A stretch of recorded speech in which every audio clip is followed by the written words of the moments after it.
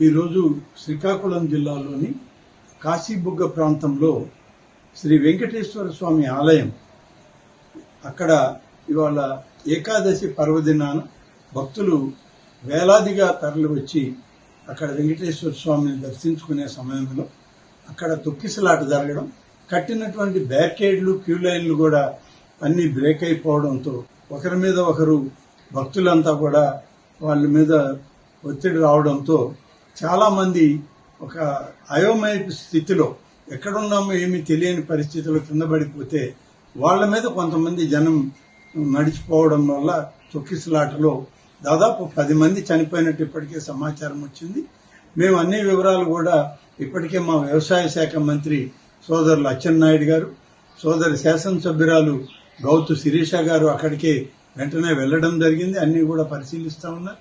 జిల్లా కలెక్టర్ గారు, దేవాదాయ శాఖ అధికారులందరూ కూడా అక్కడే పరిశీలించి వివరాలన్నీ కూడా సేకరిస్తా ఉన్నారు. మొత్తం మీద ఇప్పటికే అందిన సమాచారంలో అయితే 10 మంది చనిపోయారని చెప్పి ఇప్పటికే సమాచారం వచ్చింది. గౌరవ ముఖ్యమంత్రి గారు కూడా వీటి మీద స్పందించి ఆదేశాలు ఇవ్వడం జరిగింది.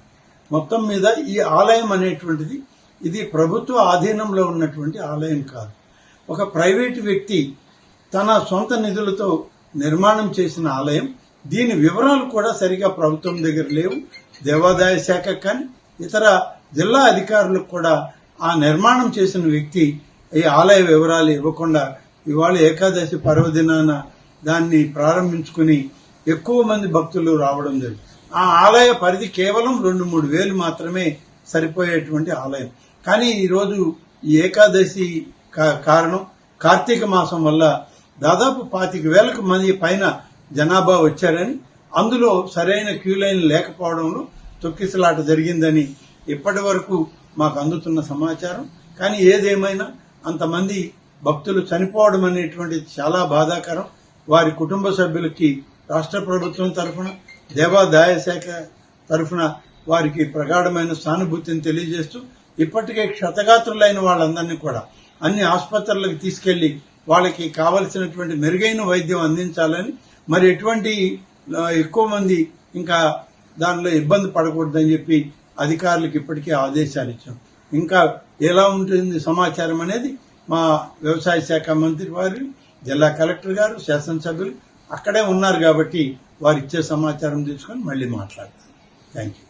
ఈరోజు శ్రీకాకుళం జిల్లాలోని కాశీబుగ్గ ప్రాంతంలో శ్రీ వెంకటేశ్వర స్వామి ఆలయం అక్కడ ఇవాళ ఏకాదశి పర్వదినాన భక్తులు వేలాదిగా తరలివచ్చి అక్కడ వెంకటేశ్వర స్వామిని దర్శించుకునే సమయంలో అక్కడ తొక్కిసలాట జరగడం, కట్టినటువంటి బ్యారికేడ్లు క్యూ లైన్లు కూడా అన్ని బ్రేక్ అయిపోవడంతో ఒకరి మీద ఒకరు భక్తులంతా కూడా వాళ్ళ మీద ఒత్తిడి రావడంతో చాలా మంది ఒక అయోమయ స్థితిలో ఎక్కడున్నామో ఏమీ తెలియని పరిస్థితిలో కింద పడిపోతే వాళ్ళ మీద కొంతమంది జనం నడిచిపోవడం వల్ల తొక్కిసలాటలో దాదాపు 10 మంది చనిపోయినట్టు ఇప్పటికే సమాచారం వచ్చింది. మేము అన్ని వివరాలు కూడా ఇప్పటికే మా వ్యవసాయ శాఖ మంత్రి సోదరులు అచ్చెన్నాయుడు గారు, సోదరి శాసనసభ్యురాలు గౌతు శిరీష గారు అక్కడికే వెంటనే వెళ్లడం జరిగింది. అన్ని కూడా పరిశీలిస్తా ఉన్నారు. జిల్లా కలెక్టర్ గారు, దేవాదాయ శాఖ అధికారులందరూ కూడా అక్కడే పరిశీలించి వివరాలన్నీ కూడా సేకరిస్తా ఉన్నారు. మొత్తం మీద ఇప్పటికే అందిన సమాచారంలో అయితే 10 మంది చనిపోయారని చెప్పి ఇప్పటికే సమాచారం వచ్చింది.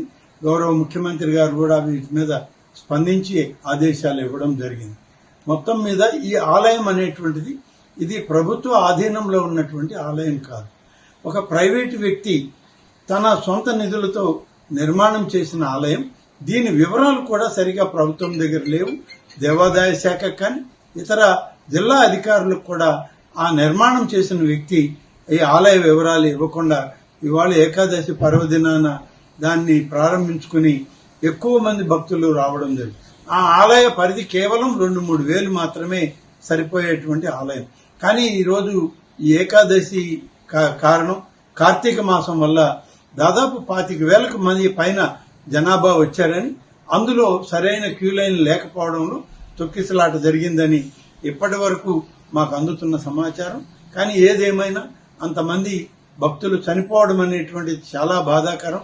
వారి కుటుంబ సభ్యులకి రాష్ట్ర ప్రభుత్వం తరఫున, దేవాదాయ శాఖ తరఫున వారికి ప్రగాఢమైన సానుభూతిని తెలియజేస్తూ ఇప్పటికే క్షతగాత్రులైన వాళ్ళందరినీ కూడా అన్ని ఆసుపత్రులకు తీసుకెళ్లి వాళ్ళకి కావలసినటువంటి మెరుగైన వైద్యం అందించాలని, మరి ఎటువంటి ఎక్కువ మంది ఇంకా దానిలో ఇబ్బంది పడకూడదని చెప్పి అధికారులకు ఇప్పటికే ఆదేశాలు ఇచ్చాం.